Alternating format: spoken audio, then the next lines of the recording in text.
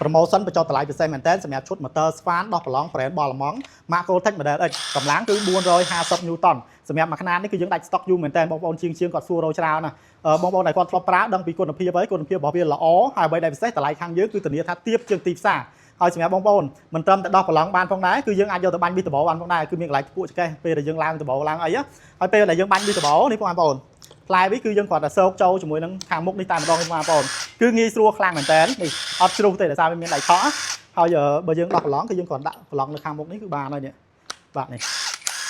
បាទអញ្ចឹងសម្រាប់ពុកម៉ែបងប្អូនដែលគាត់ចង់យកទៅបាញ់ Visible ក៏បានយកទៅដោះប្រឡងក៏បាន model នេះគឺអែមខ្លាំងមែនតើហើយវាបំពាក់ជាមួយថ្មទំហំធំរហូតដល់6 7ម៉ោងថ្មមួយគ្រាប់នេះសម្រាប់ជាងម៉ូតូប្រើបាន 4-5 ថ្ងៃទៅមួយអាទិត្យទៅអស់ហើយមាន LED បង្ហាញភាគរយថ្មនៅខាងមុខផងដែរសម្រាប់ថ្មដែលមាន LED គឺមានតែនៅលើថ្មដែលជាផលិតផលស្តង់ដារបលម៉ង់ជំនាន់ចុងក្រោយទេដែលមានហើយសម្រាប់មួយឈុតបងប្អូនជាវទៅនេះគឺទទួលបានជាមួយនឹងតួម៉ូទ័រមួយថ្ម